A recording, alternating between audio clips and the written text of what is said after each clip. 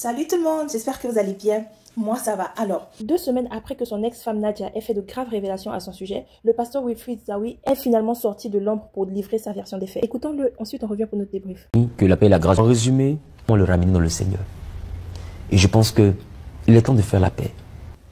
En résumé, j'ai fait cette vidéo pour dire mon réel problème avec la mère de mes enfants. Numéro 1, on veut me rendre complice de sa bigamie. Je dis non, car je ne saurais épouser ni marier la femme d'autrui. Numéro 2, on veut me faire être responsable d'une initiation à d'autres croyances. Je dis non, car je ne confesse et je ne sers que Jésus-Christ. Numéro 3, on me présente comme un homme qu'il a épousé pour son argent, qu'il a ruiné et ensuite qu'il s'est débarrassé d'elle. Je dis non, car je ne l'ai pas croisé étant riche, ni millionnaire.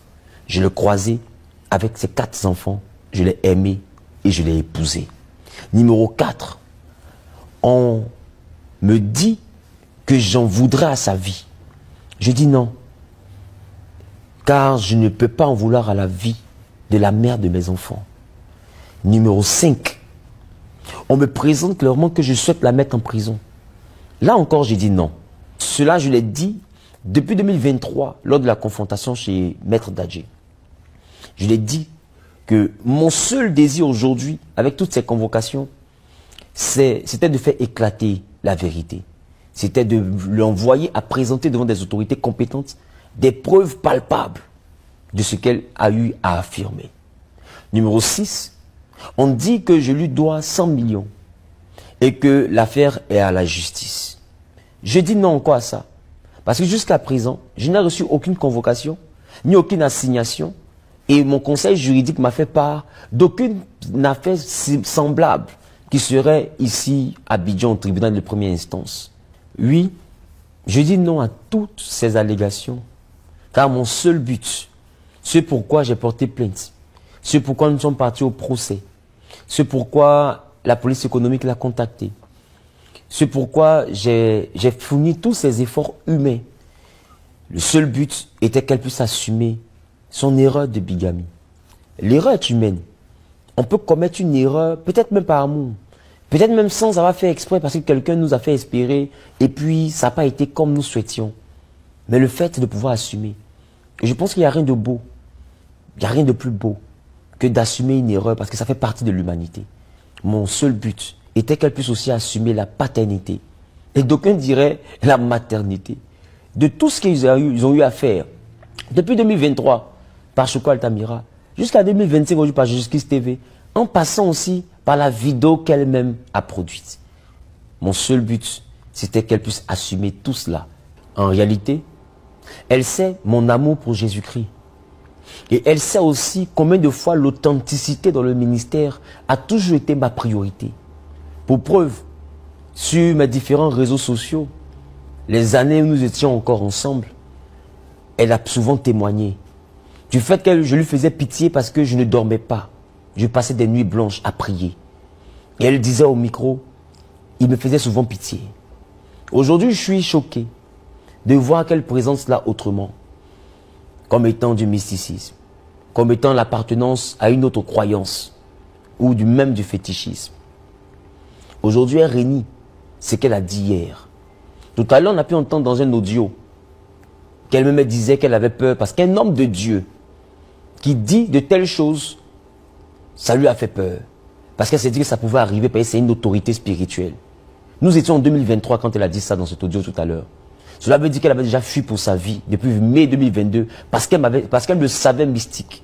Comment tu me sais mystique, mais en même temps, dans une confrontation à huis clos, tu confesses que je suis un homme de Dieu et en ma qualité d'homme de Dieu, ce que je dis là peut arriver. Voilà pourquoi tu as eu peur pour ta vie. Ça veut dire que indirectement, cette femme sait que je ne suis pas un mystique. Elle sait que je n'ai personne d'autre que Jésus-Christ. Je mène donc tout ce qu'elle a pu dire sur le compte de la frustration. Sous le compte de quelque chose qui a pu la vexer. Sous le compte réellement de la peur, parce que peut-être elle s'est dit que je voulais la mettre en prison. De la même manière qu'en 2023, Elle était persuadée que je l'avais maudit au point de la faire mourir sur le lit d'accouchement. Vous avez entendu, je me suis excusé parce que je lui avais dit, tu es parti de la maison, j'apprends que tu es enceinte. Si l'enfant est de moi, tu vivras. S'il n'est pas de moi, alors dis-moi la vérité, afin réellement que je sache à quoi m'en tenir. Elle m'a dit, il est de toi. J'ai dit, donc ce cas, on verra. Et on a vu, rien ne lui est arrivé. Et j'ai reconnu mon enfant. Elle avait cette peur-là. Et c'est cette peur de ma parole en tant que prophète qui l'envoya à commettre les erreurs en 2023 chez Altamira. Et c'est encore cette même peur de partir en prison qui l'envoie à commettre ces erreurs à Jésus-Christ TV. Et au-delà, pour ne pas dire Satan TV, d'ailleurs quand on dit Jésus-Christ, ça m'énerve. Pour ne pas dire Satan TV, excusez-moi. Et en ce qui concerne aussi sa sortie sur les différents réseaux sociaux, oui, je peux ressentir la peur. La peur parce qu'elle reçoit une convocation à 17h22. Et à 19h30, c'est déjà sur Internet, comme pour dire au secours, regardez ce qui est en train de se passer. Si on ne fait rien, il va m'envoyer en prison. Non, je ne veux pas t'envoyer en prison. Je veux que tu puisses prouver ce que tu as eu à affirmer, ce que tu as eu à dire. Mais là, le fait de te voir fuir les convocations, depuis le jeudi de la semaine passée, l'ANSI, ex-PLCC, ne fait que t'appeler, tu ne décroches pas. La police économique te convoque, tu publies sur Internet. Je pense que quand on a la vérité, on ne fait pas toutes ces choses. On va devant les autorités, on présente la vérité, et puis on se justifie. Esaü s'excuse. Mais je vous ai dit, elle reste la mère de mes enfants. À trop tirer sur la corde, je risque de me faire du mal à moi-même. Et ceux qui l'incitent n'auront rien comme dommage parce qu'en réalité, ce sont des oiseaux de mauvais augure. Des oiseaux, des charognards qui profitent réellement d'une faiblesse pour consommer les carcasses. Je ne vais pas l'abandonner entre vos mains. Je suis prêt à la récupérer en sa qualité de mère de mes enfants. Je suis même prêt à lui pardonner. Parce que même si le mariage a été annulé, ou bien même si ça avait même été un divorce, je crois que des enfants qui unissent deux personnes, c'est un mariage à vie. C'est un mariage à vie en ce sens que à la mairie, pour nos enfants, nous serons présents. À la dot, nous serons ensemble. Aux anniversaires, nous serons ensemble. Si un jour l'enfant a un événement quelconque, nous serons obligés d'être ensemble pour penser à l'avenir de ces enfants. Alors jamais je ne pourrai la mettre en prison. Même pas pour vous faire plaisir, parce que vous vous cachez derrière elle. Mais quand elle est convoquée, vous la laissez. Et c'est elle qui publie sur les réseaux sociaux. Il s'agit de sa seule vie. Et je pense que bientôt elle comprendra ce que je lui ai dit en 2023. Je suis ton seul ami dans cette histoire. Ceux qui t'incitent à me détruire, en réalité, sont les ennemis de tes enfants. Et ils sont les ennemis de ta propre personne. Aujourd'hui, je le dis et je le redis. Je ferai le nécessaire à partir de la semaine prochaine. Afin réellement, dès le mardi ou le mercredi, j'irai retirer toutes ces plaintes.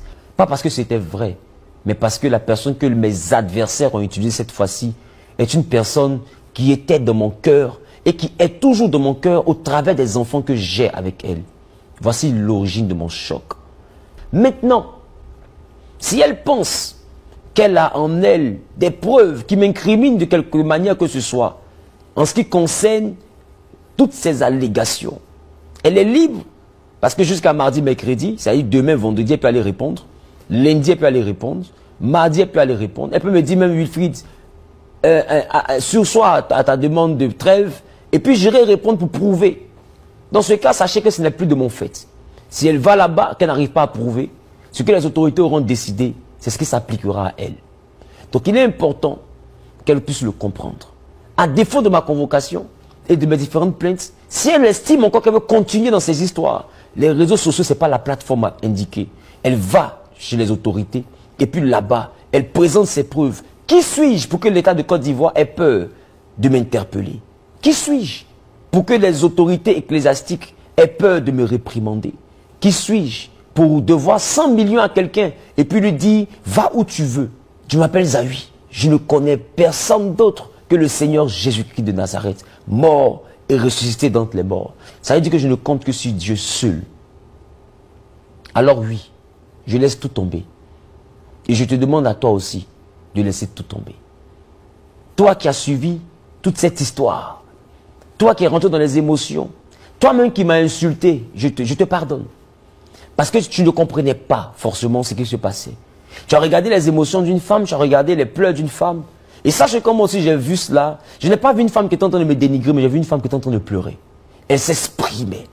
Et malheureusement, des charognards tels que Satan TV et d'autres que je n'appellerai même pas des pasteurs, parce qu'elle a dit, il y a des pasteurs qui m'ont dit, ont pu créer comme haine et ont pu étendre ces mauvaises nouvelles et ces mauvaises informations. Je pense que Jésus nous a appelés pour répandre la bonne nouvelle, pas la mauvaise nouvelle. Chrétiens, ne nous trompons pas de combat. Nadia, toi qui es la mère de mes enfants, de mes 3 enfants, dont tu connais les noms, Nadia, donc j'ai été pendant 9 ans auprès de toi, le père de 7 enfants. Je sais que tu regardes cette vidéo. Rassure-toi, je ne te veux pas en prison. Je voulais juste que tu arrêtes de me salir, en cachette. Je voulais aussi que tu puisses assumer en public et démontrer devant tout le monde ce que tu disais dans le secret, devant les autorités compétentes, preuve à l'appui. Après, je te parlerai afin qu'on puisse discuter comme 2 adultes, mais surtout qu'on puisse parler comme 2 chrétiens. Je te parle avec beaucoup de calme, parce que depuis 2023, en vrai, et tu sais que ce que je dis est la vérité, la personne qui a mis notre vie sur les réseaux sociaux par Choco Altamira, c'est toi. Je n'ai pas envoyé ta vie sur les réseaux sociaux. Tu as envoyé les documents sur les réseaux sociaux. Tu as envoyé les documents de justice sur les réseaux sociaux. Tu as envoyé nos images sur les réseaux sociaux. Tu as présenté ma famille, d'une certaine manière, sur les réseaux sociaux. Et puis aujourd'hui, en 2025, c'est pas Jésus-Christ TV. Tu lui envoies séance tenante, la convocation, et quand on te demande, tu réponds à ton avocat, ce sont mes parents. Nous avons été pendant 9 ans dans une même maison. Je l'ai dit, j'ai été pendant ces 9 ans le père de nos 7 enfants. Tes enfants, tes 2 filles, dont j'ai la garde, ont besoin de toi. La dernière, dont tu as la garde, a besoin de moi. Un enfant qui est en train de grandir, et depuis 2 mois, presque, n'a pas accès à son père. Ces enfants ont besoin de toi, et ces enfants ont besoin de moi. Alors, arrêtons avec ce sujet inutile, qui à mon sens est une distraction pour les gens dans leur bureau et dans leur maison, ainsi que dans leur véhicule. Oui, par rapport à tes différents mouvements de panique et aux personnes à qui tu as parlé des procédures que j'avais engagées, au lieu de venir me voir, ont exposé ces choses sur les réseaux sociaux. Et aujourd'hui, nous sommes devenus un sujet de distraction. Parce que je pense que c'était la chose la plus simple. C'était plus simple de venir voir le père de tes enfants et trouver un terrain d'entente que de partir sur les réseaux sociaux pour faire tout ce que nous avons pu voir. On a allé loin. On allait même très loin. Depuis 3 ans, je n'ai jamais parlé, excepté cette vidéo. Je n'ai jamais parlé de nous, je n'ai jamais parlé de toi.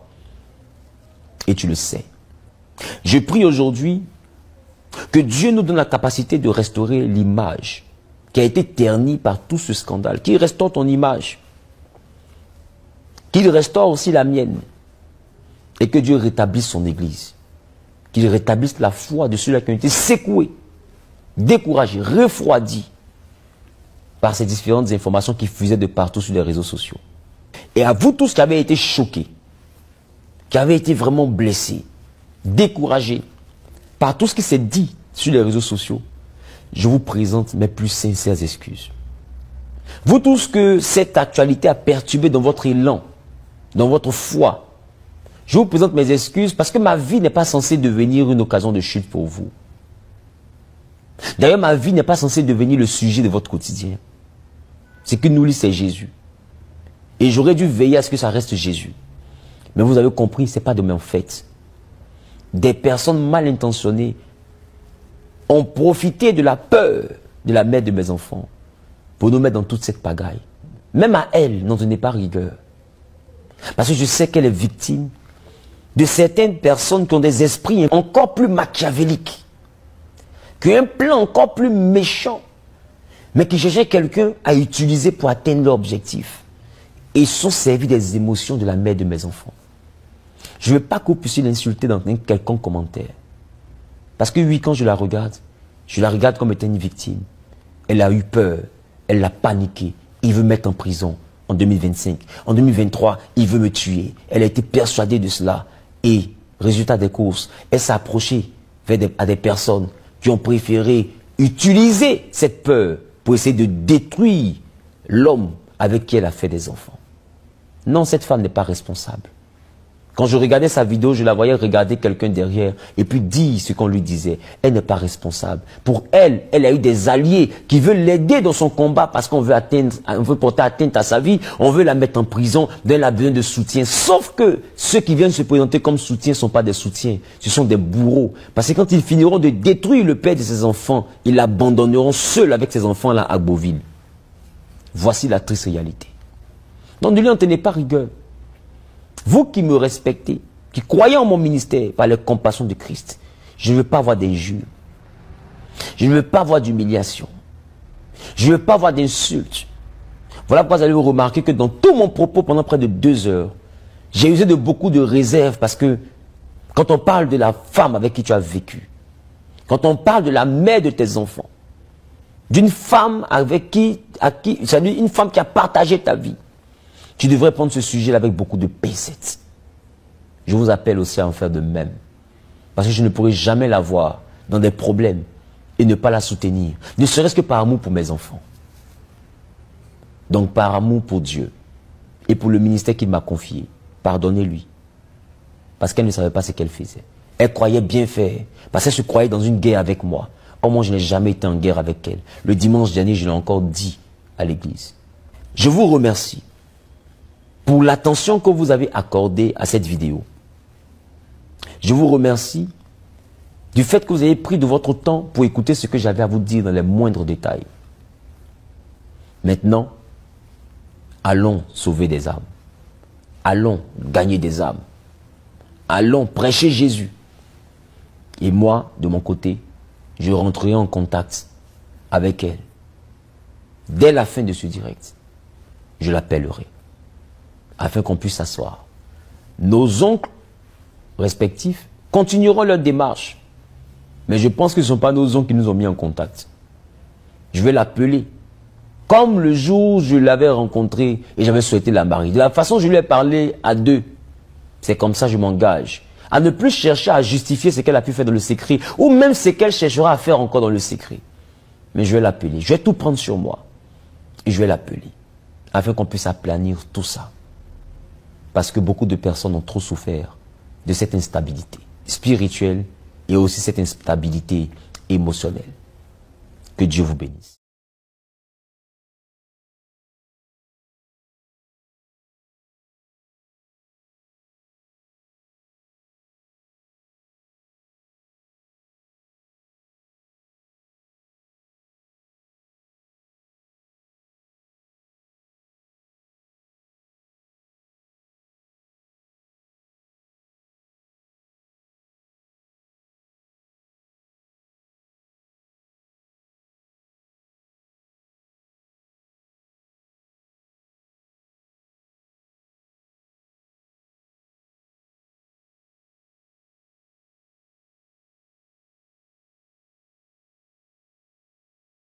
Bye bye.